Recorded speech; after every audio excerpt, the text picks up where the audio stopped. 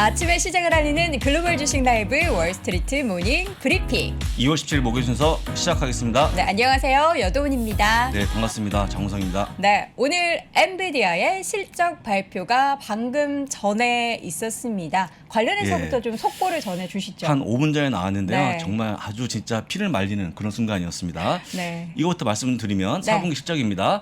매출이 예상치가 74억 2천만 달러였는데요. 76억 달러 나와주면서 비트했고요. 네. EPS 역시 예상이 1.2인데 1.32가 나와주면서 10센트 비트하는 그런 모습 보였습니다. 가장 중요한 매출을 확인해 볼 건데요. 네. 데이터 센터 매출도 역시 31억 5천만 달러 예상했는데 32.6억 달러 나와주면서 다시 한번 비트하는 그런 모습 보였고요. 네. 게임 부분도 보게 되면 33.6억 달러 예상했는데 34.2억 달러 나와주면서 비트하는 그런 모습 보여줘갖고요. 네. 전반적으로 실적은 좋았다라고 보는 게 맞을 것 같고요. 네. 다만 아쉬운 게 네. 아직까지 어닝 가이던스가 안 나왔다는 것만 말씀드리겠습니다. 네. 근데 어닝 가이던스 발표할 때 그동안의 흐름을 쭉 보면은 그 우리 젠슨 황 젠스 황께서 나쁘게 얘기하지 않는 분 굉장히 유명한 분이거든요. 좋게 얘기하고 긍정주의자. 긍정적으로 예, 발표하는 긍정주의자. 분이니까 좀 이따가 상황을 좀 보시면 좋을 것 같고요.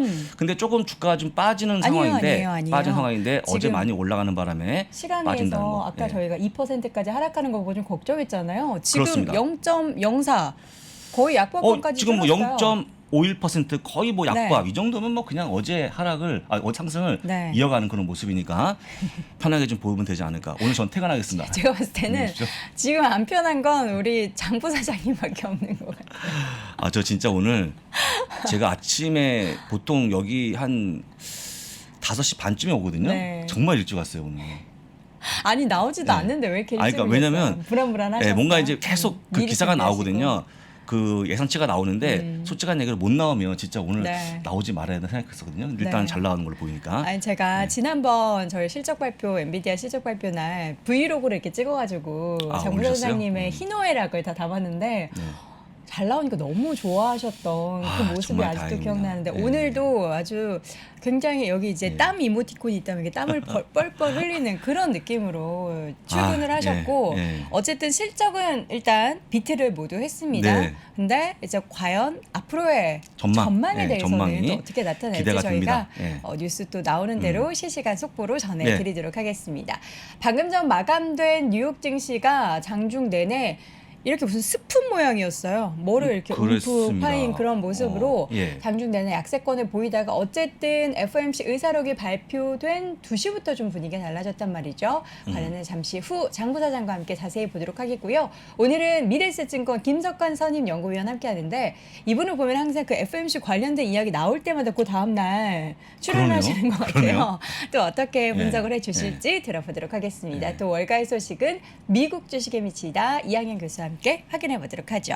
자, 오늘 주제부터 좀 볼까요? 예, 좀 전에 말씀하신 것처럼 1월 FOMC 의사록에 안도하면서 혼조 마감했는데요. 네. 여전히 진영학적 리스크가 상존하는 그런 모습 보이다 보니까 약간의 이런 느낌이죠. 러시아가 침공할까 안 할까에 대한 여러 가지 이견이 나오고 있는 그런 모습이었습니다. 그래서 바로 아까 말씀하신 것처럼 3대 지수의 흐름을 보시면요. 다우가 0.16 마이너스입니다. S&P 500이 0.09 플러스고 나스닥이 0.11 마이너스인데 똑같이 말씀하신 것처럼 오후부터 올라가는 그런 모습이었다라고 좀 보시면 될 것 같고요. 제가 보기에는 의사록이 저는 봐도 잘 모르겠어요. 내용을 읽어도. 아니, 그러니까 저는 내용을 전달 네. 받았을 때 뭐가 다르다는 거지 그동안? 근데 또 그 평가는 신중했다. 신중했다. 다소 비둘기파적이었다. 다소 비둘기파는 또 뭡니까? 그래서 약간의 그런 내용이 나왔는데 네. 그러면 주가가 빠진 이유부터 한번 확인해 보겠습니다. 나토 사무총장이죠. 이분이 옌스 스톨텐베르그? 옌스 예. 스톨텐베르그. 예, 한번 읽어주십시오. 그 스톨텐베르그. 이분이 갑자기 러시아가 오히려 군대를 늘리고 있다 언급하면서 주가가 빠지는 상황이었어요. 그러니까 아침에는. 그 나토가 뭐 네. 위성으로 이렇게 봤는데 이렇게 줄인 흔적이 없다. 없대요. 없답니다. 그래서 이분은 밀리고 있는 게 아닌가 하면서 약간 다시 한번 우려가 네. 나오고 있는 상황이었는데 제가 보기에는 이게 사실 정보가 많이 부족한 게 아닌가. 많이 모르는 것 같아요. 상황을. 사실 러시아가 네. 침공을 16일에 한다라는 내용도 러시아 측에서는 우린 그런 적 없어. 2월 16일 누가 얘기했지? 막 이런 식이었죠. 그러니까요. 그렇습니다. 그리고 오히려 푸틴은 나 전쟁할 생각 없어. 이렇게까지 그렇습니다. 얘기했는데도 지금 나토에서는 너네 러시아 줄인다고 난 들었는데 보니까 안 줄였네. 맞습니다. 아 이거 그래서, 어디에 장단을 맞춰야 될지. 빠뜨렸고 또 하나 경제 지표가 잘 나온 게 하나 있습니다. 네. 1월달 소매 판매 지수가 나왔는데 원래 예상 2.0이었는데 3.8이 나와주면서 야 금리 올릴 만한 그런 구간이네 하는 내용이 나왔습니다. 이 소매 판매 지수라는 게 소비를 보여준 중요한 지표죠. 근데 그게 금액이에요? 아니면은 내가 증감 더 얼마나 증가했는지 보여주는 거. 그죠? 그러니까 금액이죠. 그러면 저는 이 생각을 했거든요. 인플레이션 때문에 가격이 올라가니까 당연히 똑같은 거 사도 금액이 올라가는 거 아니에요? 그러니까 인플레이션 때문에 올라간 거 아닙니까? 네. 그래 금리 인상 해야 된다 이런 거죠. 똑같이 같은 얘기인데 네. 그래서 일단 중요한 게 뭐냐면 다음 그림 보여주시면 이게 지난달에 마이너스 2.5였거든요. 네. 약간 안도하는 그런 모습 보였다 다시 한번 커지면서 약간의 불안했다라고 좀 보시면 좋을 것 같습니다. 네. 아니 지금 이 중요한 시점에 네. 여러분 네. 제가 예쁘고 안 예쁘고가 뭐가 중요합니까? 경제 얘기를 해주셔야죠. 실제로 보면은 어떻습니까? 예, 넘어가도록 하겠습니다. 자, 그렇습니다. 대답을 안 하시네요. 자, 중요한 내용 하죠. 그런 이제 오후 들어갔고 이제 네. FOMC 의사록이 발표가 됐는데요. 한번 내용을 간단히 같이 보시겠습니다. 네. 3월달 금리 인상 강력하게 시사한 모습이었고요. 긴축의 필요성도 언급했는데 7번의 금리 인상 확률을 50대 50을 약간 낮췄다라고 나오는 게 이 기사 때문에 주가 올라가는 모습이 보였다고 좀 보시면 될 것 같고요. 네. 어떤 분들은 4번을 주장하는 분도 있었습니다. 금리 인상 4번만 하자. 하다 보니까 지금 이 내용을 보시면서 약간 비둘기파적으로 판단하시는데 저는 잘 모르겠습니다만 월가 판단이 그렇다는 것도 미리 말씀드립니다. 아니 저희가 처음에 이제 3-4번 얘기했을 네, 때는 네. 요 횟수가 올라가면 다소 매파적이다라고 했는데 이제는 7번을 찍고 나니까 조금 내려오면은 비둘기파다 이렇게 얘기를 하네요. 그 기준이 근데, 중요하네요. 예, 근데 제가 몇 번 읽어봤는데 좀 네. 이따 들어보겠지만 도대체 비둘기파적인 언급은 제가 보기엔 안 보였는데 하여간 월가에서 판단했으니까 믿으셔야겠죠? 네. 라고 보시고 그러다 보니까 일단은 10년 국제금리가 약간 다소 안정화 되는 그런 모습 보였고요. 유가가 보시는 것처럼 95달러까지 근접했다가 다시 빠지는 그런 상황이었습니다. 그래서 일단은 오늘 시장에 올라올 만한 그런 환경을 만들었는데 보시는 것처럼 일단 국제 금리가 2%가 약간 높기 때문에 요것만 잘 보시면 될 것 같다는 말씀 다시 한번 드립니다. 네, 뭐 10년 만기 국채금리뿐만 아니라 이제 2년물 같은 그렇습니다. 경우에도 좀 조정을 보였다라고는 하는데 저는 이제 주식 투자하면서 제일 어려운 게 이 채권 쪽 또 금리 그렇죠. 보는 거 이런 네, 게 참 그렇습니다. 제일 어려운 것 같아요.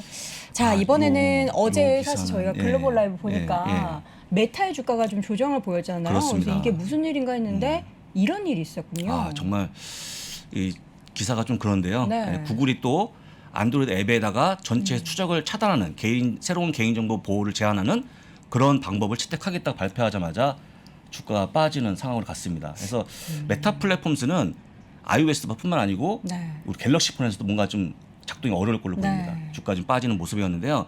제가 보기에 이런다 한다 그러면 상당 기간 동안 주가 회복이 좀 어려울 걸로 보여서 조금 보유하신 분들한테 죄송한 말씀 전해드립니다. 설 자리를 좀 잃었잖아요. 그러면 이제 페이스북이나 인스타그램 같은 경우는 이제 본인의 플랫폼 내에서 어쨌든 개인 정보를 좀 취득할 수 있는 네. 그래서 맞춤형 광고를 할 수 있는 그런 구조를 좀 만들어내는 그게 어렵나 봐요. 그렇죠. 근데 다행스러운 것은 메타 플랫폼스에 있는 그 관계자분들이 네. 알았다. 우리 미리 그렇게 할 줄 알았으니까 조금 더 협의를 해갖고 문제를 다소 완화시켰다 했는데 글쎄 얼마나 완화될지는 잘 모르겠습니다. 하여간 어려워지는 상황입니다. 근데 그거 아세요? 요즘에 그 인스타그램 접속할 때마다 그 개인 정보를 입력하라는 그런 팝업이 떠요. 어제는 생일을 입력하라고 뜨더라고요. 근데 저는 입력을 하지 않았는데 이게 메타 자체 내에서도 자꾸 이제 구글 안드로이드, 뭐 아이폰, iOS에서 자꾸 막으니까 그 자체 플랫폼 내에서 정보를 계속 취득하려는 그런 움직임들이 좀 보이고 있는 것 같기도 해요. 그렇군요.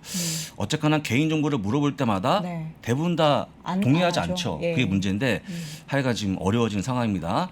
참고하시면 좋을 것 같고요. 네. 맵을 간단히 볼 건데 맵도 오늘 별로 기분이 좋지 않습니다. 1번 페이스북인데 메타 플랫폼스죠. 역시 빠지는 그런 모습이었고요. 아까도 얘기했습니다만 하락이 당분간 이어질 걸로 보이니까 좀 준비하시면 좋을 것 같습니다. 2번은요 페이팔인데 계속 빠지네요. 페이팔 하락의 끝은 어디인가라는 제목으로 나왔거든요. 보고서가 어디래요?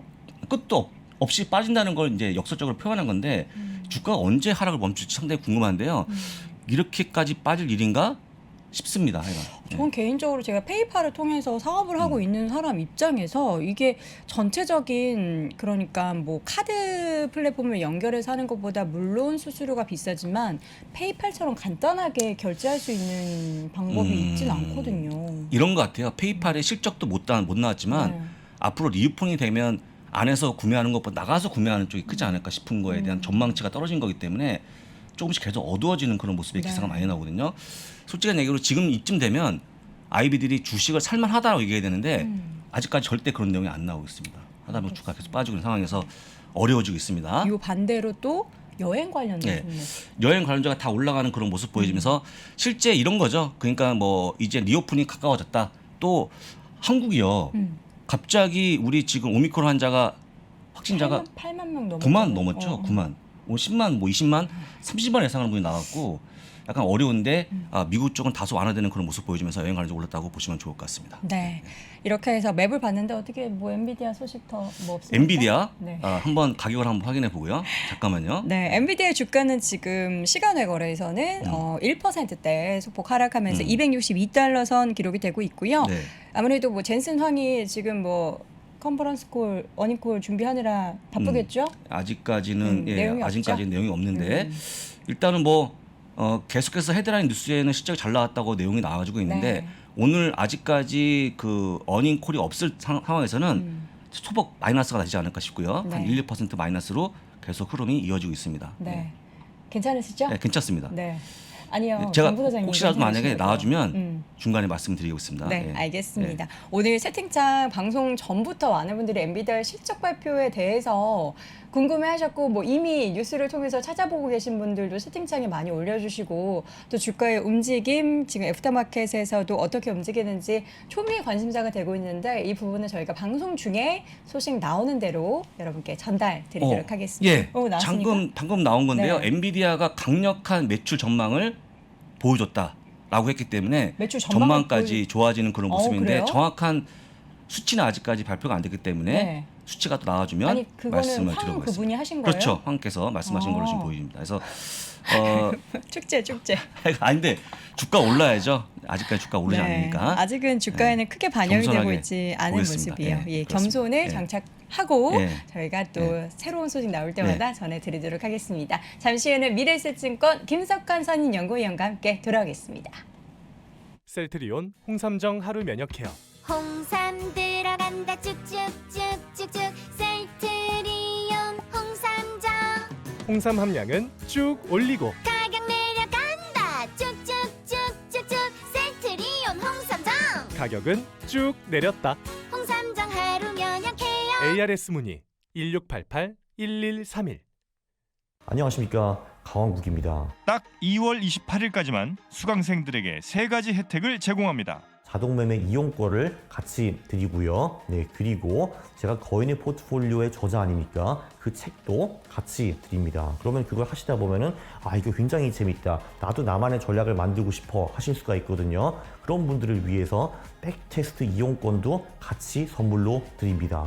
퀀트 투자라고 하면은 그거부터 벌써 이거 굉장히 어려운 것 같아 라고 생각하시는 분들이 굉장히 많은데요. 제 강의를 보시면은 이게 하나도 어려운 게 아니라는 거를 알 수 있습니다. 강원국이 여러분의 성공 투자를 기원합니다. 예!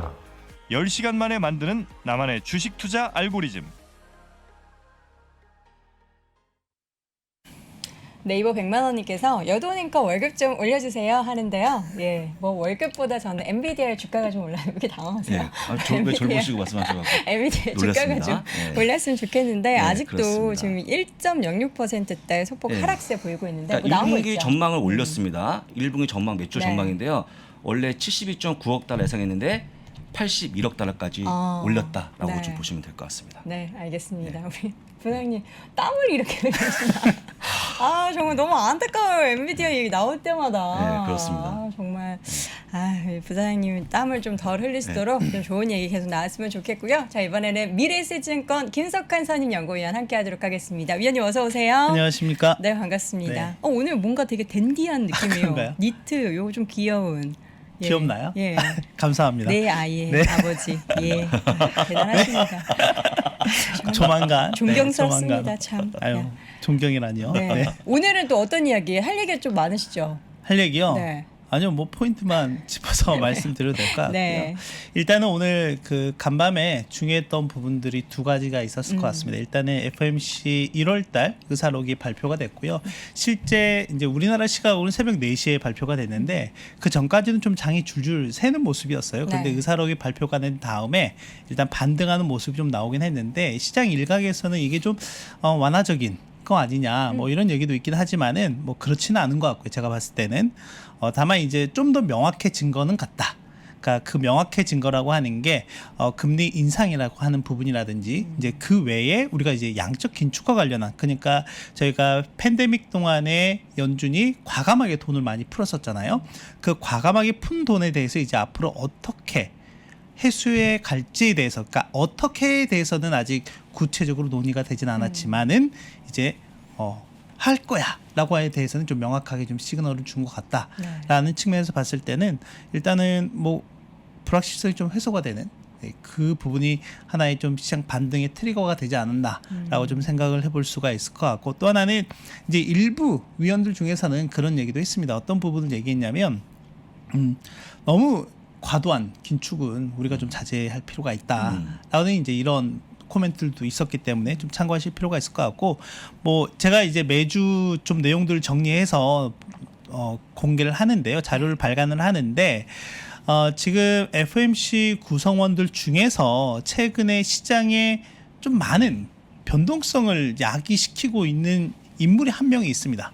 여기 보시면 여기 가장 우측에 있는 가장 허키샤라고 할 수 있는 제임스 브로드 세인트루이스 연은 총재가 지난주에는 50pp, 그러니까 0.5%포인트 인상? 안 돼. 뭐 시장이 좀 충격이 될 수도 있으니까 안 돼라고 했는데 이제 지난주 후반에 저희 미국의 소비자 물가가 나오고 나서 이제 그 이후에 돌변합니다. 네. 자세가 6월 말까지 100bp 인상해야 될 것 같아. 그러니까 1%포인트 해야 될 것 같아. 뭐 이런 얘기를 쏟아내요. 이제 아니, 그러면서 이제 시장이 이랬다 저랬다 하네요. 네, 그렇죠. 시장이 변동성이 이렇게 커지는 모습들이 좀 보였고 거기에다가 이제 우크라이나 사태까지 좀 오면서 하지만 이제 대부분의 위원들 같은 경우에는 뭐 3월달 금리 인상 이제 시작하는 거는 대부분 다 동의를 하고 있는 상황이고 다만 이제 너무 급격한 속도로 가는 것보다는 스텝 바이 스텝. 그러니까 시장에서 예상하는 아주 노멀한 수준은 한 번에 0.25%포인트씩 차근차근 올려가는 거다라고 보시면 될 것 같습니다. 네. 네. 제임스 블러드 총재의 발언에 시장이 이렇게 왔다 갔다 그쵸. 하고 네. 또 어제는 조금 뭐 비둘기파 조금 신중했다 뭐 이런 얘기로 막판에 좀 낙폭을 줄여드린 거 보면은 미국 시장이 정말 크잖아요. 네, 그렇죠. 근데 그렇게 커 보이지 않고 그런가요? 너무 가벼운 거 뭐, 아닌가. 어떻게 보면 이제 그만큼 네. 이런 분들의 영향력이 시장에 미치는 게 크다라고 좀 보시면 될 것 같고 방금 보셨던 자료 같은 경우는 네. 이제 또 제가 업데이트를 해서 내일 또 이제 발간할 예정이기 때문에 매주 한번 찾아보시면 그래도 도움이 좀 되시지 않을까 생각이 듭니다. 네, 알겠습니다. 이렇게 해서 뭐 FOMC 관련된 코멘트들에 대해서는 정리해봤고요. 네. 다음에는 우리가 지금 뭘 봐야 될까요? 뭐 일단 좀 시장 최근의 움직임을 좀 봐야 되지 않을까 생각이 되는데요. 지금 1월달 같은 경우는 제가 매주 주차별로 좀 어떤 이슈들이 있었는지에 대해서 좀 정리를 해드린 적이 있었고 일단 지금 화면을 통해서 좀 보시는 것처럼 2월달 같은 경우에는 뭐 인플레이션에 대한 얘기보다는 아무래도 이제 러시아 우크라이나에 대한 지정학적 리스크가 좀 상당히 커져가고 있는 게 아닌가 생각이 되고 그게 또 시장의 변동성을 확대시키는 요인이었다. 가장 주된 요인이었다라고 보면 될 것 같습니다. 근데 이제 어제 말고 이제 그러니까 어제 같은 경우에는 이제 러시아가 우크라이나 국경 주변에서 군대를 약간 철수시켰다 뭐 이런 얘기가 나오기도 했었잖아요. 그러면서 시장이 급반등하는 모습을 좀 보이긴 했지만은 이제 간밤에 나온 내용은 우리 아직 그런 거 확인한 게 없어 이런 내용이 또 나오면서 다시 또 되돌림되는 이런 모습들이 좀 나타나기도 했었거든요. 뭐 아무튼 이제 계속 이런 내용이 앞으로 좀 들릴 가능성이 높아요. 자, 그래서 그 부분 좀 뒤에서 좀 정리를 해드리도록 하고요.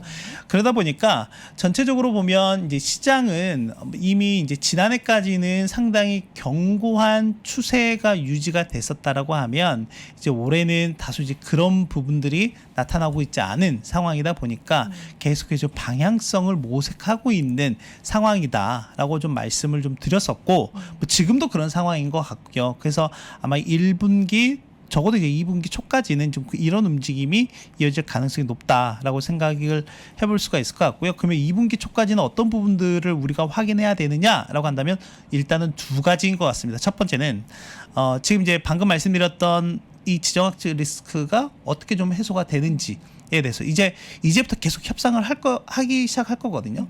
네, 뭐 지금까지는 너무 극단의 상황으로 치닫기 전까 그걸 막기 위해서 좀 협상이 진행이 됐다라고 하면 이제부터는 야, 좋아, 이제 우리가 러시아가 이제 여기서 좀 스탑을 해줄 테니까 이제 뭘 줄 거야?에 대한 부분을 좀 적극적으로 논의할 가능성이 높다. 이런 부분을 좀 체크하셔야 된다라고 하는 거고 이제 두 번째는 오늘 이제 계속 말씀드릴 이 연준의 인플레이션과 관련한 이런 불확실성이 어떻게 해소가 되는지 그런 측면에서 봤을 때 물가가 좀 누그러지는 모습이 나오는지 근데 저는 누그러질 거라고 보고 있어서 그런 부분들과 관련한 백데이터를 좀 오늘 보여드리도록 하도록 하겠습니다. 네. 그리고 이제 간밤에 그 미국의 소매 판매가 발표가 됐어요. 상당히 예. 잘 나왔고요. 잘 나왔죠. 네, 잘 나왔고 제가 이제 그 애틀란타 연은이라고 하는 데서 실시간으로 그러니까 각 이제 매일매일 발표되는 경제 지표를 데이터베이스로 해서 경제 성장률을 전망하거든요. 근데 지금까지는 거의 0.5에서 0.7%대였어요. 상당히 낮은 수준이었는데 소매 판매가 잘 나오다 보니까 이제 간밤에 1.5% 포인트까지 올랐다. 1.5%까지 1분기 경제 성장률이 올랐다라는 점 참고하시면 될 것 같습니다. 네. 그러면 앞서서 얘기해 주신다는 부분 하나씩 좀 확인을 네, 해보도록 그럴까요? 하죠. 자, 일단은 최근에 그 어떤 부분들이 좀 있었냐면 방금 말씀드렸던 것처럼 연준 위원들 일부 연준 위원들이 상당히 좀 강하게 얘기하다 보니까 국채 시장, 국채 금리 시장이 상당히 가파르게 움직인 면이 있습니다.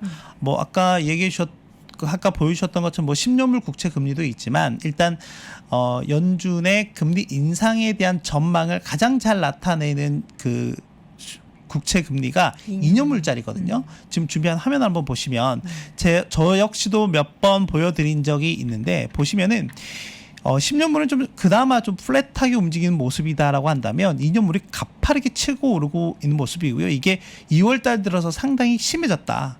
라고 보시면 될 것 같고 그렇게 되면 어떻게 될까요? 10년물은 가만히 좀 있는데 2년물이 가파르게 치고 올라오면 이 두 간의 격차가 축소가 되겠죠. 우리가 향후의 경기 전망에 있어서 가장 중요하게 보는 지표 중에 하나가 장단기 금리 차입니다. 이 장단기 금리 차가 1월 달에는 그래도 한 80bp 정도 수준에서 유지가 되다가 이게 40bp 수준 뚝 떨어졌어요. 이게 축소가 된다라고 하는 의미는 뭐냐면 향후 경기 전망에 대한 불확실성이 커졌다라고 하는 걸로 이해를 하시면 될 것 같아요. 그렇기 때문에 일단은 지금 시장에서는 이걸 좀 누그러뜨리는 모습이 좀 나와야 될 가능성이 높다라고 좀 보시면 될 것 같고요. 그렇게 되면 이 2년물짜리가 좀 다시 좀 누그러지는 모습이 나오면서 이 지금 플래티닝에 뒤진 게 다시 한번 스테이프닝 그러니까 뭐 점진적으로 우상향하는 모습은 이제 유지가 되긴 하겠지만 이렇게 단기 금리가 가파르게 올라가는 모습은 그렇게 썩 좋은 모습은 아니다라고 하는 점을 참고하시면 좋을 것 같고 역사적으로 보면 이렇게 장단기 금리 차가 가파르게 축소가 되는 국면에서는 항상 뭐 증시도 그렇고 경기에 대한 전망도 그렇고 썩 그렇게 좋지는 않았었다라고 하는 걸 한번 상기해 볼 필요가 있지 않을까 생각이 되고요. 그리고 또 하나는 뭐냐면 원래 제가 이제 지난주에도 계속 업데이트를 하고 있지만 보면은 제가 그 페드워치라고 하는데 잘 아시잖아요. 예. 뭐 금리 몇 번이나 올릴 거야? 네, 그거 그렇죠. 계속 하는 데인데 원래는 그 3월 달에 FOMC 회의에서 그 50bp 정도 올리겠다고 하는 전망이 30% 정도밖에 되지 않았었거든요. 그런데 이제 지난주에 이게 아예 사라졌습니다. 기정사실화된 네, 것처럼. 완전히 뭐 이게 대세가 돼버린 상황이다. 대세가. 라고 보시면 될 것 같고요. 네. 이제 다만 이제 지금 시장의 움직임은 이렇고 앞에서 보셨던 것처럼 단기 금리가 이렇게 빠르게 올라간 거는 올해 금리 인상의 횟수 자체도 최소 5번에서 많게는 8번까지 프라이싱, 즉 가격을 선반영한 거다라고 보시면 될 것 같고요. 그리고 그 물가 지표가 발표가 된 이후에 시중 투자은행들, 그러니까 골드만삭스라든지 뭐 시티그룹이라든지 이런 곳들도 역시 금리 인상 횟수에 대한 전망도 상당히 좀 공격적으로 올렸습니다. 기존에는 한 5번 정도였다면 7, 8번까지 일단은 기본적으로 좀 올린 상황이다라고 하는 부분을 좀 참고하시면 될 것 같고요. 자, 이때까지 지금까지는 지금 인플레이션 너무 심해지는 거 아니야? 그래서 연준이 너무 공격적으로 나올 수도 있지 않을까라고 하는 부분에 대해서 말씀드렸다라고 하면 앞으로 이 인플레이션에 대한 논란이 계속되긴 하겠지만은 현재 나오고 있는 데이터에서는 이게 좀 더 누그러질, 그러니까 둔화되는 모습들이 나타날 가능성이 있다라는 그런 시그널들을 좀 말씀 좀 드리도록 하겠습니다.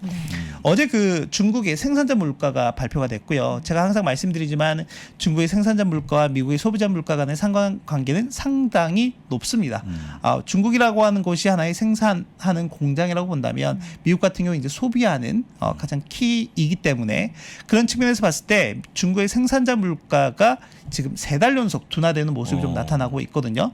그러면 이게 시차를 두고 반영이 된다고 하더라도 일단은 일단 1분기 적어도 2분기 빠르면 이제 1분기 말이면 3월 달에는 그 데이터가 확인이 가능할 것 같고 늦어도 2분기에는 이 데이터가 확인이 가능하다. 그래서 앞에서 이제 말씀드렸던 부분을 좀 참고하시면 될 것 같고요. 만약에 이게 누그러지는 모습이 나온다라고 하면 연준 입장에서는 좀 더 되게 공격적인 게 아니라 시장과 계속해서 소통하면서 시장의 어떤 변동성을 좀 축소시키는 그런 축소라기보다는 좀 완화시키면서 정책을 펼 수 있는 여력이 생기게 된다라고 좀 보시면 될 것 같고 또 하나는 이제 뉴욕 연은에서 발표하는 소비자 기대 인플레이션이 있는데 이게 올해 들어서 가파르게 꺾이기 시작을 했습니다. 네, 이게 꺾이기 시작했다라고 하는 점은 이게 또 하나의 이제 서베이 지표이기 때문에 선반영이 되는 부분도 있거든요. 그렇다면은 미국인들이 이제 느끼는 그 인플레이션에 대한 강도라든지 이런 부분들이 점차 둔화가 되고 있다. 그러면 어느 정도 정책발이 좀 먹히고 있는 거는 맞다라고 좀 보시면 될 것 같고요. 그러면 이게 네. 그 3월달 CPI까지는 올라간다고 좀 보는 게 맞겠죠? 그러니까 7.9까지 예상하는데. 네, 그렇죠. 네.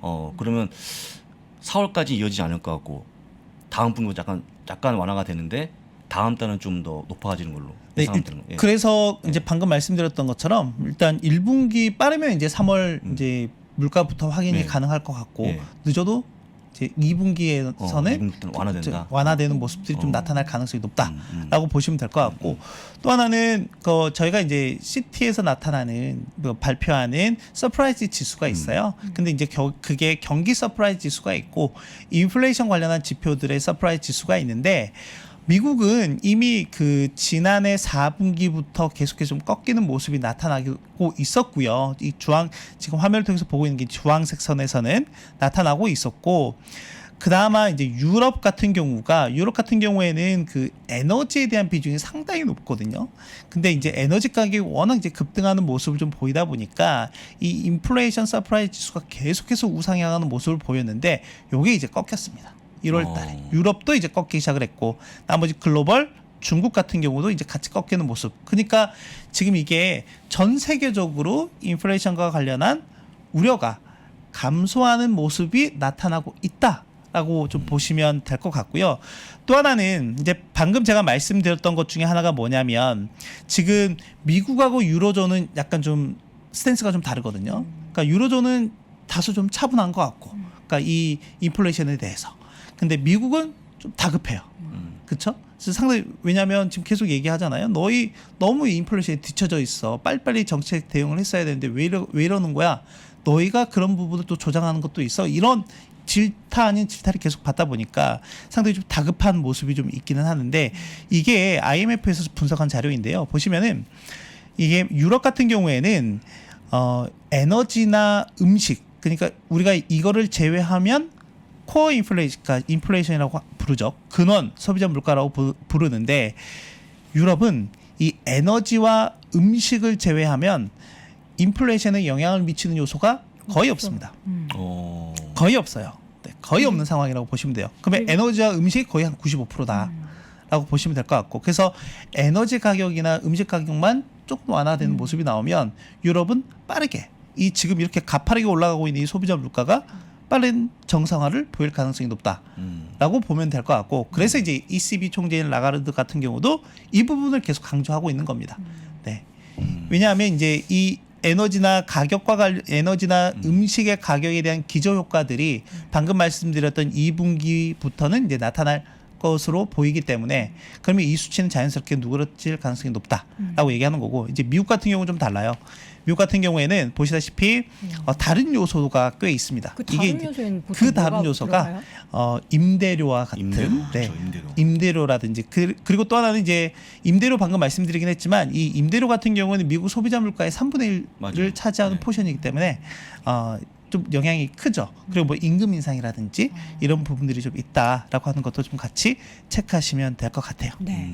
그 다음 차트는 이게 인플레이션 관련해서 어떤 의미를 갖는 차트인가요? 네. 그리고 이제 뭐 저희가 실제로 뭐 생산자 물가, 뭐 소비자 물가 이런 물가 지표를 통해서도 확인이 가능하긴 하지만은 저희가 이제 매월 초에 발표되는 제조업 PMI 지수 뭐 이런 것도 있고 그 제조업 PMI 지수가 종합 지수가 있기도 하지만 그 안에 세부 항목들이 있거든요. 그렇죠. 뭐 신규 수주라든지 고용이라든지 뭐 임금이라든지 그리고 뭐 생산 원가와 관련된 부분들 그리고 공급망과 관련한 그런 요소들이 있는데 이제 지금 인플레이션을 자극하는 게 결국에는 이제 원가와 관련한 부분과 그리고 또 하나 이제 공급 측 요인을 좀 같이 본다라고 하면 지금 보고 있는 화면을 통해서 확인이 가능할 것 같습니다. 이제 각각 그 이제 뉴욕 그 미국의 그러니까 지역 연방 준비은행에서 발표하는 제조업 지표들이에요. 그 지표들 중에서 세부 항목들 중에 방금 말씀드렸던 공급 쪽과 관련한 인도 시간이라고 하는 지표들이 있고 또 하나는 이제 생산자 입장에서 원가라고 볼 수 있는 지불 가격이라고 하는 이 데이터가 있거든요. 지금 보고 계시는 것처럼 지난해 4분기부터 이런 부분들이 약간 좀 누그러지는 그러니까 경감되는 모습들이 좀 같이 나타나고 있다. 그렇기 때문에 이제 이런 부분들이 앞에서 보실 수 있듯이 전체적으로는 이 인플레이션 지표에 반영이 되고 있는 거다라고 보시면 될 것 같아요. 네. 네. 인플레이션이라는 단어를 어렵죠. 네. 공부하는 것도 어려운데 이게 네. 시장에서 과연 뭐 금리 인상하고 네. 여러 가지 정책 펼친다고 금방 사라질 만한 이슈일까에 대해서도 참 의구심이 들어요. 그렇죠. 근데 뭐 그러니까 위원님 말씀 들으니까 이제 물가에 대한 염려는 정점을 찍고 내려올 걸로 보이고 이제는 뭐 우리 기사에서 좀 없어지는 거 아니겠습니까? 조금 없어지진 않을 것 같은데 줄지 않을까요? 네. 줄지 않을까? 뭐 네. 그냥 약간 받아들이고 계속 될 것 같기는 하는데 같이 이제 다만 묶어가는. 이제 우리가 느끼는 체감이라든지 네. 또는 만약 이런 부분들이 실제 데이터로 확인이 된다라고 하면 아까 뭐 연준 위원들이 되게 강하게 발언들을 쏟아냈다라고 하는데 이제 그런 부분들이 좀 상당히 완화될 가능성도 있다라고 좀 생각이 되고 이런 거는 뭐 실제 제가 이렇게 말씀을 여러 가지 지표를 가지고 와서 말씀을 드리긴 하지만 받아들이기 힘들어요. 네. 너는 그렇고 나는 그렇다. 네, 뭐 그렇죠. 이런 식이기 때문에 그렇죠. 좀 더 직관적인 그림을 보여드릴 필요가 있어요. 그 직관적인 그림을 보시면 혹시 미국의 그 LA 서부 쪽에 롱비치항이라고 있어요. 롱비치 항구라고. 이 미국의 서부 항만이 되게 중요한 이유가 뭐냐면 중국에서 생산된 물량들이 태평양을 지나서 미국 서부에 들어오게 되고 미국에서 수입되는 물량의 40%는 이 미국 서부 항만, 특히 이 LA 항구에서 처리하게 되는데 네. 한번 보시면 이게 지난해 10월 달이고요. 요게 이번 2월 달 최근에 이제 같은 곳을 캡처한 화면인데 10월에 난리 났었잖아요. 네, 보시면은 뭐 이쪽에 거의 한 못 들어가죠. 100여 척 이상이 대기하고 있었던 상황이었고요. 근데 지금 보면 상당히 누그러지는 모습이 나타난다. 그러네요. 네, 이런 모습들을 좀 직접적으로 확인이 가능하다라고 보면 될 것 같습니다. 인플레이션 이제 뜨거운 논쟁에 가장 사실 영향을 많이 미치는 두 가지가 유가와 또 뭐 그렇죠. 푸드 식품 가격이죠. 관련해서는 네, 이제 그쵸. 곡물 가격 뭐 이런 게 영향을 그렇죠. 많이 미치잖아요. 근데 쉽사리 잡히지 않을 것 같은데. 뭐 일단은 여러 가지 요인들이 좀 있을 것 같아요. 뭐 수요와 공급, 기본적으로 상품 가격들 같은 경우는 수급 요인들을 같이 보셔야 되고, 근데 이제 이번에 보시면은 대표적인 게 뭐 유가나 곡물 가격 같은 경우도 보면 아무래도 이제 러시아나 우크라이나와 같은 이런 지정학적 이슈가 좀 더 반영이 되다 보니까 네. 가격 좀 더 강하게 슈팅이 되는 모습이 좀 나타나기도 했었거든요. 이제 그러다 보니까 지금 보고 계시는 것처럼 뭐 유가 같은 경우는 2014년 이후에 가장 최고치를 또 찍고 있고 거의 배럴당 100불 근처까지 이제 온 상황이고요.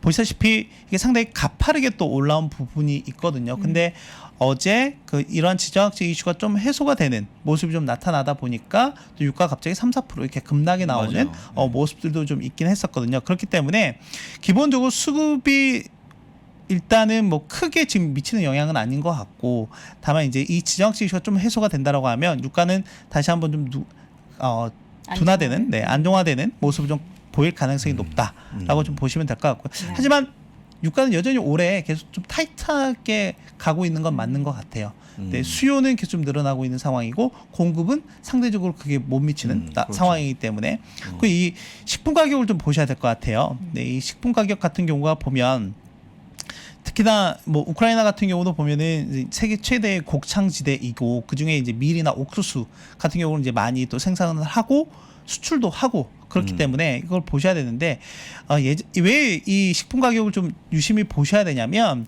제가 2010년, 11년을 한번 되돌아가 보면 그 당시에 중동 쪽에서 불었던 뭐 여러 가지 그 혁명 이런 것들이 있었잖아요. 그거에 가장 기본이 됐던 게 이제 식품 가격 급등 이런 부분들이 있었거든요. 왜냐하면 뭐 전체적으로 식품 가격이 바로 나의 생활과 직접적으로 영향을 미치는 요인이기 때문에 거기에 서민들은 민감할 수밖에 없거든요. 그래서 이런 부분들을 좀 향후에는 좀 체크할 필요가 있다라고 좀 말씀을 좀 드리고 싶습니다. 네.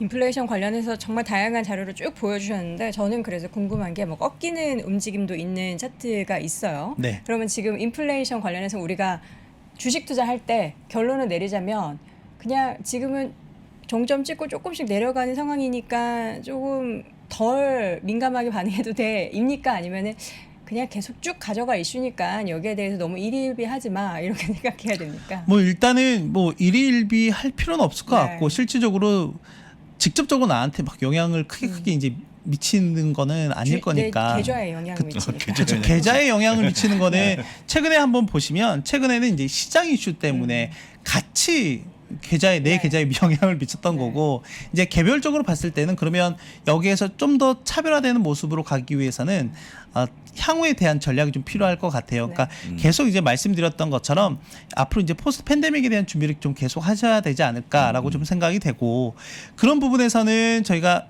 제가 계속 말씀드렸던 부분이 향후에 리오프닝과 관련했을 때, 그러니까 경제가 재개됐을 때 수혜를 받을 수 있는 그런 기업이나 테마 ETF 쪽에 관심을 가질 필요가 있다라는 거였고 그게 이제 어제 에어비앤비 실적에서 나온 것 같아요. 그렇습니다. 네. 잘 나왔습니다. 아주. 상당히 잘 나왔죠. 네, 잘 나왔습니다. 상당히 잘 나왔고 오늘도 그나마 선방하는 네. 모습을 좀 보였던 것 같고 그리고 이제 거기에서 보면 리오프닝 관련한 ETF들이 제가 크게 한 요 4가지 정도를 한번 계속 소개를 해드렸던 것 같고 여기에 추가해 보면 뭐 필수 소비재 쪽이라든지 에너지 그리고 이제 뭐 최근에 저평가되어 있는 헬스케어 이 정도 말씀을 좀 드렸던 것 같은데 지금 이거 보이시나요? 팬데믹 터졌을 때 요 4개 ETF는 와장창 깨지는 모습이 나타났었거든요. 거의 한 이게 2020년 연초 대비 한 5-60%씩 깨지는 모습이 나타났었거든요. 그런데 지금 거의 다 회복을 했고요. 네, 회복을 했고 최근 들어서 2월 들어서 더 강해지는 모습을 보이고 있다. 2월 들어서 그 이유는 이미 미국 같은 경우에는 코로나 확진자 수가 1월 달 정점 대비 거의 한 80% 정도 현재 감소하고 있는 모습을 보이고 있는 상황이기 때문에 향후에 경제 재개에 대한 기대감이 더 높아지고 있고 제가 지난주에 말씀드렸던 것처럼 지금 여러 국가들에서 이미 위드 코로나 체계로 가기 위한 즉 포스트 팬데믹으로 가기 위한 절차를 진행하고 있다라고 말씀드렸기 때문에 그런 부분도 좀 참고하시면 좋을 것 같고 또 하나는 어떤 부분이냐면 이 팬데믹 과정을 좀 거치면서 우리의 삶의 패러다임이라든지 이런 부분들이 좀 많이 변한 것 같다. 그게 지금 에어비앤비의 그 레터에 좀 잘 나타나고 있거든요. 화면을 좀 보시면 저희가 이제 직접적으로 보기 힘드시니까 키워드만 좀 보시면은 이 그 에어비앤비 분기 보고서에 나온 내용이에요. 이 원격 근무가 증대가 되고 있다 보니까 사람들이 이제 근무지, 그러니까 직장에 굳이 가지 않아도 되니까 이제 되게 좀 자연스러운 그러다 보니까 뭐 여러 곳에서 상당히 긴 기간 뭐 숙박하는 하는 그런 패러다임이 만들어지고 있다라고 좀 보시면 될 것 같고 뭐 이 기업 자체도 보면은 팬데믹이라고 해서 상당히 위축되어 있었던 게 아니라 끊임없는 혁신을 계속해서 했다. 이런 부분들이 좀 내용이 잘 나와 있고 이게 이제부터 좀 빛을 발하고 있는 게 아닌가라고 좀 생각이 되고요. 이거 같은 경우에는 아까 말씀드렸던 각각의 그 ETF의 상위 10개 기업들이 어떤 기업들이 있는지 좀 정리해 놓은 거니까 같이 체크하시면 될 것 같습니다. 네, 알겠습니다. 자, 이렇게 해서 오늘 또 인플레이션 이게 참 어려운데 네. 그 부분에 대해서 다양한 사태를 통해서 짚어봤고요. 마지막으로 포스트 팬데믹 관련된 4가지 ETF까지 확인해봤습니다. 미래에셋증권 김석관 선임연구위원은 보내드릴게요. 고맙습니다. 고맙습니다. 감사합니다.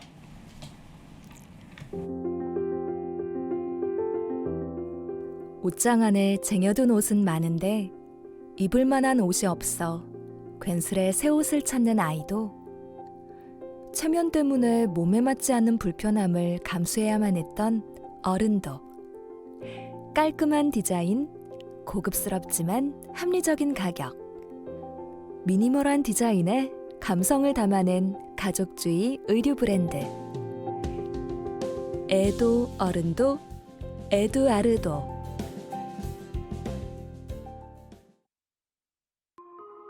2022년 미국 주식 투자도 미주미와 함께 최대 수익률을 끌어올리는 한태경 이사의 퀀트 투자 전략.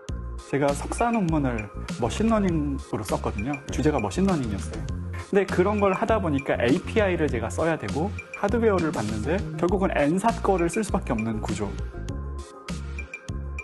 그 생태계 전체의 80%를 먹었다는 거는 이거를 장악하고 있는 회사가 일 수밖에 없는 거잖아요. 그때가 아마 $49로 시작해서 조금 더 사서 이제 한 $90 정도까지 계속 샀던 거죠. 지금은 그게 $600 정도가 됐으니까.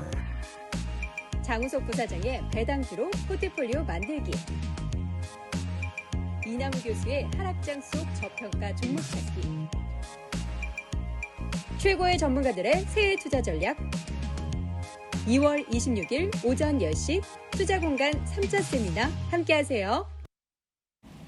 자, 투자공간 3차 세미나는 미국 주식에 미치다 유튜브 채널에서 확인해 보실 수가 있고요. 우리 장 부사장님 너무 뭐 마음 쓰지 마시라 길게 가져가겠다. 그렇습니다. 아니, 장 부사장님과 엔비디아는 이제 뗄래야 뗄 수 없는 사이가 돼서 최대 주주가 아니시잖아요, 엔비디아에. 근데 마음으로는 최대 주주가 아니고 주주죠. 마음은 최대 주주죠. 네. 거의 뭐 젠스랑 다음이 아닌가 싶습니다. 예. 알겠습니다. 또 엔비디아 관련해서는 계속해서 업데이트되는 뉴스 있을 때마다 전해드리도록 하겠고요. 현재 주가는 0.98% 소폭 하락한 262달러 선 기록이 되고 있습니다. 자, 이번에는 미국 주식에 미치다 이양현 교수 만나보도록 할게요. 어서 오세요. 네, 안녕하세요. 이양현입니다. 저희가 이거 광고 나갈 때 네네. 뭐 AMD 주가는 실적 발표하고 나서 많이 올랐지 않습니까 하면서 부사장님이 너무 안타까운 그런 얘기들을 하고 계시는 것 같은데요. 네, 뭐 엔비디아는 안 그렇다.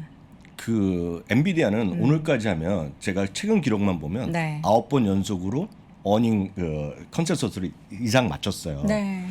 그 분명 팩트가 되겠는데요.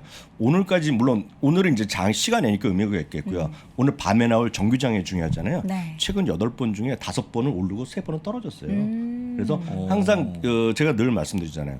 미국의 그런 CEO들 물론 이번 중국계지만 미국의 CEO들은 항상 기본적인 성향이 있습니다. 상당히 겸손하게 항상 보수를 말하는데 그러니까 극히 또 보수를 말하는 사람이 또 몇 명 있어요. 네. 대표적인 분이 Salesforce.com 이런 분들은 워낙 겸손의 극겸손주의자입니다. 그래서 상당히 보수를 발표한 분이 있겠고요.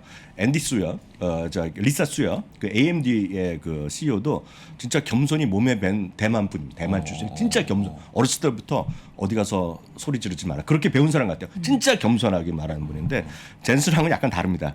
젠슨랑은 항상 자신감이 넘치는 멘트를 합니다. 그래서 오늘도 보시면 잠시 이미 다 하셨겠지만 오늘 상당히 좋게 나왔어요. 다만 깜짝 실적 정도는 아닌데 엔비디아는 항상 깜짝 실적 정도 나오는 것은 아닙니다. 다만 오늘도 보시면 포인트를 보셔야 될 게 데이터 센터 아주 좋게 나왔고요. 데이터 센터랑 게이밍 아닙니까? 오늘 갑자기 제가 이 얘기를 왜 하는지 모르겠지만 게임도 상당히 좋게 나왔어요. 딱 하나 부족하게 나온 게 있긴 있어요. 그게 뭐냐면 자동차 분야입니다. 그렇죠. 자동차의 인공지능이나 이런 쪽 분야인데요. 더욱더 주목하실 것은 저는 오늘 밤에 나올 제가 물론 일을 현업은 안 하고 있지만 오늘 목표 주가 상당히 올라갈 거라고 보고 있어요.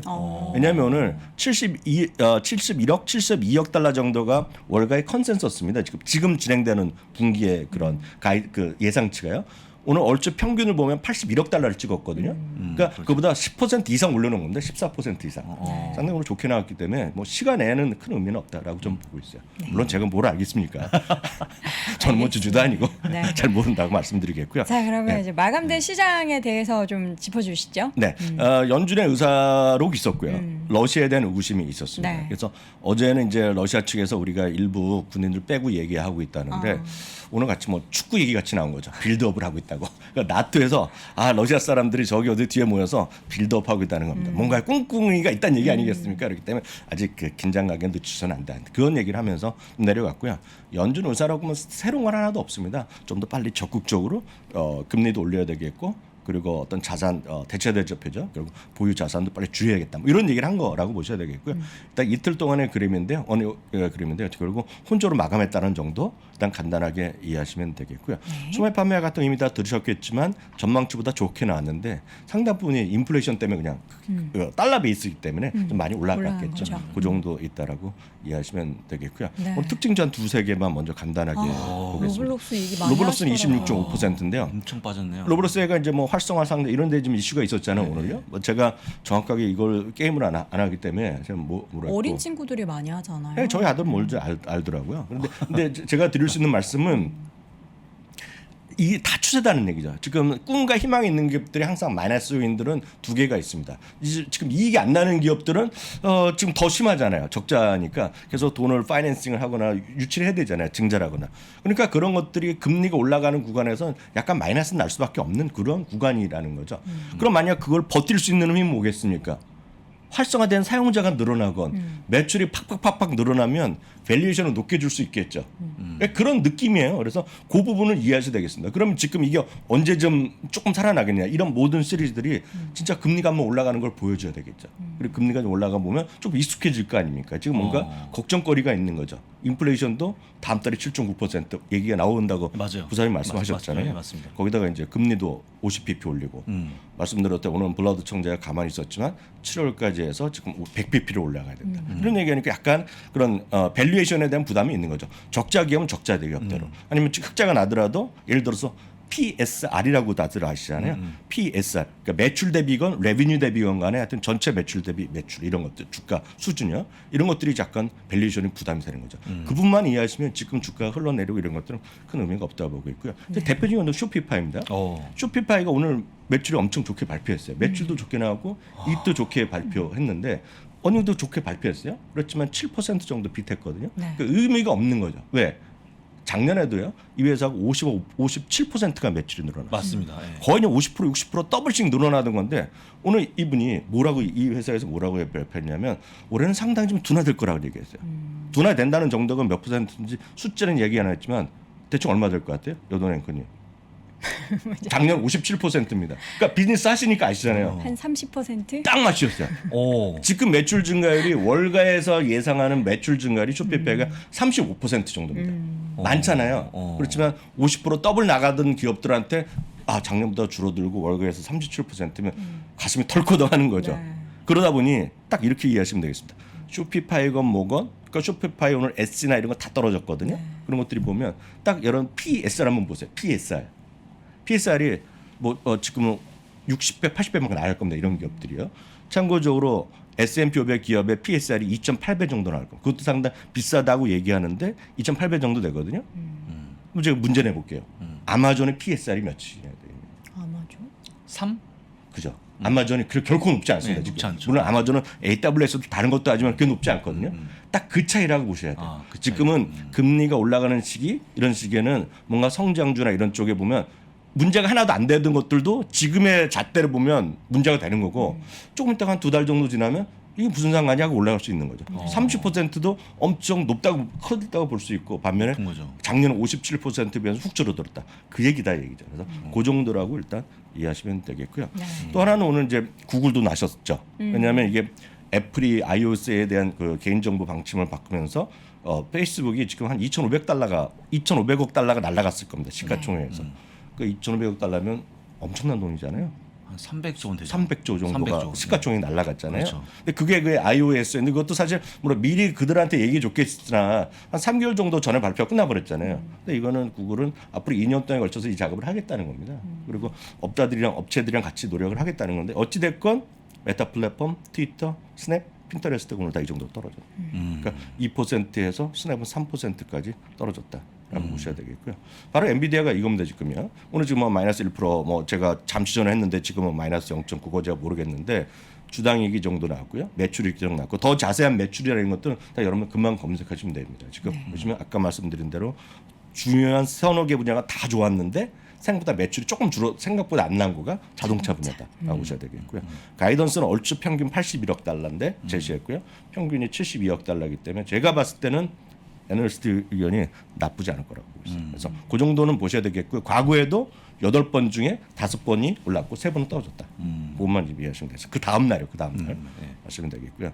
에어비앤비는 앞서 이제 김석환 얘기 많이 하셨더라고요. 근데 제가 솔직히 말씀드려서 이 여행 쪽에서 저만큼 아는 분은 그렇게 많지는 않습니다. 여행을 좋아하시는군요. 좀 알죠. 이쪽을 조금 이쪽 산업에 대해서. 네, 그리고 지난주부터 한 2주부터 계속 이쪽을 좀 말씀드렸는데 앞서 그 김석환 얘기한 걸 제가 약간의 숟가락만 얹겠습니다. 다들 들으셨기 때문에요. 이 CEO 어저께 얘기한 분 있죠. 네. 절대로 처음 얘기한 거 아닙니다. 이 말을. 아. 그렇지만 조금 더 구체적으로 얘기했고 어저께 키워드는 딱 여기 파란색 써놨잖아요. 트래블 레볼루션입니다 지금.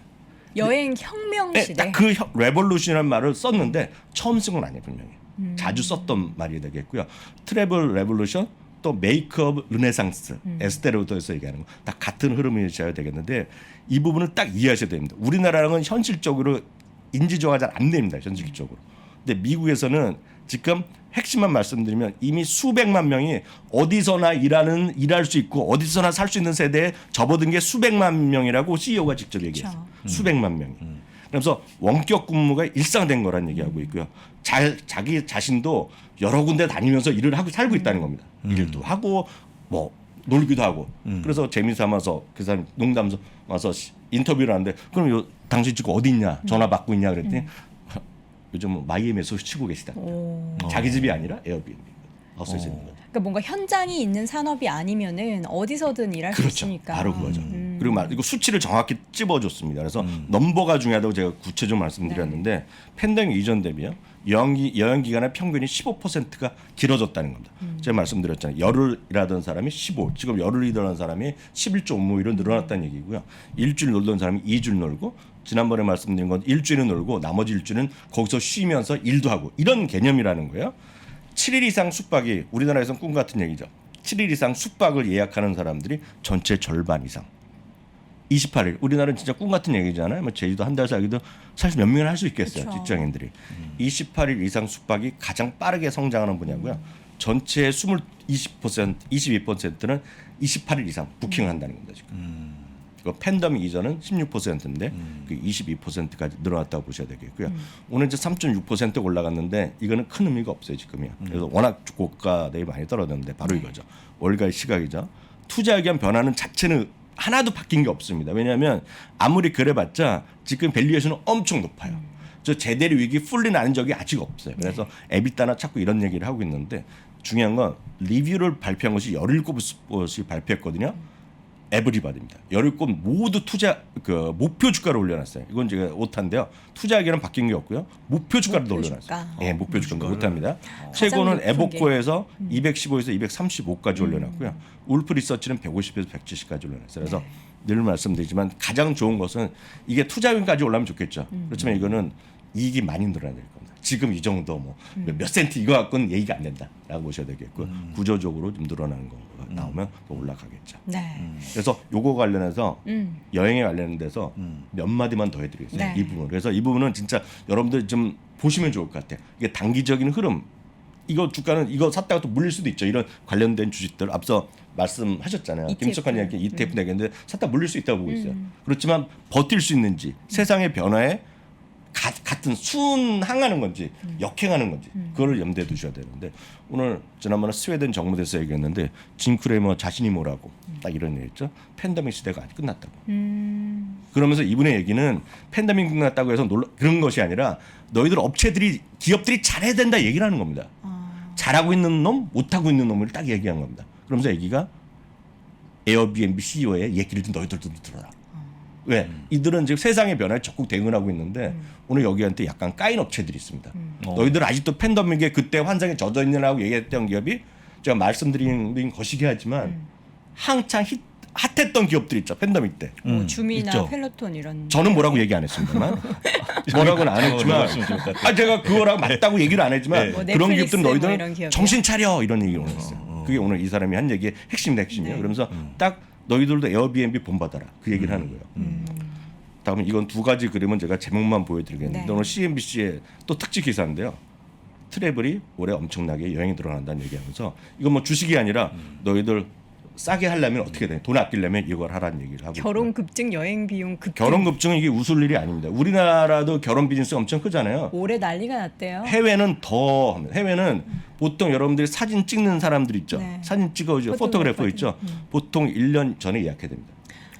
그리고 호텔 같은 거 보면 그 집안 사람들 다 모여갖고 1박 2일 같은 거 다 내줍니다. 웬만한 기본적으로 다 내주거든요. 혼주 입장에서 보면 내줘야 되는데 구할 수가 없는 겁니다. 그러니까 그게 지금 엄청나게 늘어나는 거죠. 그래서 우리나라는 별로 그런 게 없지만 우리나라도 대부분 크죠. 근데 우리나라는 그냥 돈만 있으면 되잖아요. 근데 해외는 워낙 크기 때문에 숙박을 해줘야 되는 게 상례입니다. 대부분. 근데 웨딩붐이 엄청나게 트래블링에 대한 비용을 늘릴 수 있다. 네. 바로 이 부분이 여러분 세상에 좀 동조하는 거가 되겠고요.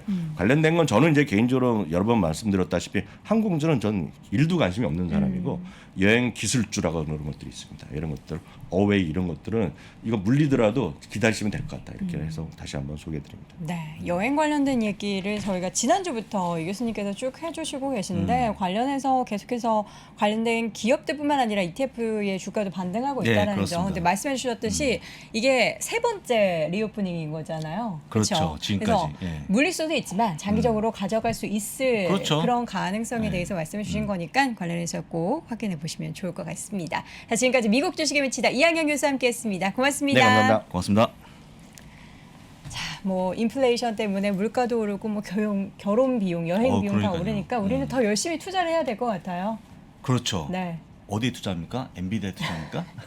전체적으로, 네, 전체적으로. 좀 좋은 자산에 투자해서 우리 시청자분들이 부를 네. 더 창출할 수 있도록 저희도 새벽부터 열심히 뛰도록 하겠습니다. 내일 오전 6시 30분 저희는 다시 돌아오고요. 잠시 이어지는 오늘 아침 라이브도 함께해 주시기 바랍니다. 고맙습니다.